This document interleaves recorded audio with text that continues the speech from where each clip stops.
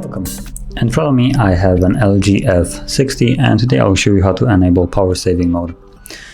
So to get started, we'll need to open up the settings app and then navigate into the battery section. So right here.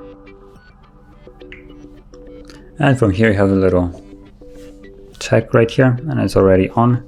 Battery saver at 15% battery level. So basically when the battery is at 15%, it will turn battery saving on automatically.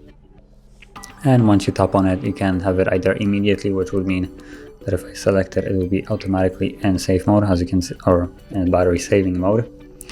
And you can also set it to 5%.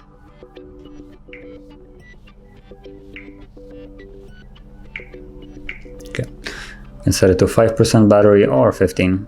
So it's just a matter of preference.